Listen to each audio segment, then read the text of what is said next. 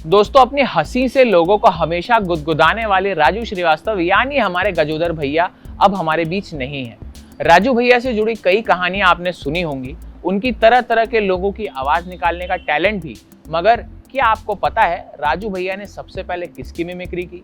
जी हाँ, वो शख्सियत थी भारत की पूर्व प्रधानमंत्री इंदिरा गांधी। अब राजू भैया ने ये कैसे किया, क्यों किया, आइए शुरू से बताता हूँ। वो दिन था 25 दिसंबर 1963। कानपुर में बलई काका के यहाँ एक लड़के ने जन्म लिया। उसका नाम रखा गया सत्य प्रकाश उर्फ राजू। बलई काका पेशे से कोर्ट में पेशकार थे और अवध रीजन के मशहूर हास्य कवि माने जाते थे। राजू बड़े हुए, पिता की कविता का उन पर भी काफी असर हुआ। वो उन्हें स्टेज पर देखकर सोचते कि कभी मैं भी ऐसे स्टेज पे परफॉर्म करूंगा। उन्हें बचपन से ही तालियां और अटेंशन चाहिए होता था। इसलिए दिन में जब पिता कचहरी चले जाते, राजू उनके झोले से डायरी निकालते, छत पर धूप में उसके पन्ने पलटते। उनके आने से पहले जल्दी जल्दी कुछ लाइनें याद करके उसी तरह रख देते। फिर स्कूल में अलग अलग मौकों पर उनकी कविता की लाइनों को सुनाते।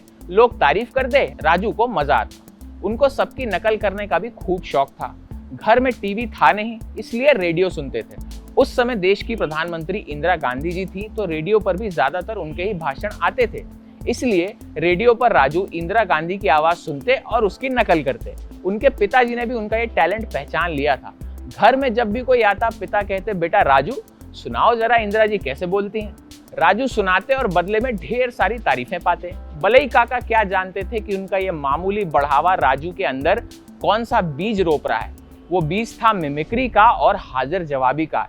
एक दफा पिता ने कहा, तुम लोग बिजली होने के बाद भी पढ़ाई नहीं कर पा रहे, हम लालटेन में और स्ट्रीट लाइट में बैठ के पढ़ते थे। राजू झट से बोल उठे, क्यों आप दिन में पढ़ाई नहीं करते थे? पिता थोड़ा नाराज हुए, फिर हंसकर चले गए।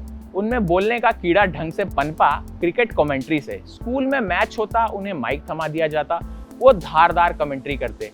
दरअसल उन्हें इसलिए भी बुलाया जाता था कि वो कमेंट्री के दौरान लोगों की निजी जिंदगी के किस्से लपेट के सुनाते थे, जिसमें सबको खूब मजा आता था। बस लोगों को मजा देने का उनका यही हुनर उन्हें ले आया मुंबई, जहां वो बने एक्टर, कॉमेडियन और laughter champion the Raju Srivastava.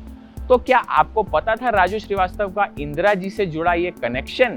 अगर नहीं तो कमेंट में बताइएगा जरूर कि कैसा लगा। और इसी तरह एंटरटेनमेंट की खबरें जानने के लिए सब्सक्राइब करें हमारा चैनल ENT लाइव। मैं अनंत आपसे मिलता हूं ऐसे किसी वीडियो में। तब तक के लिए नमस्कार, जय हिंद।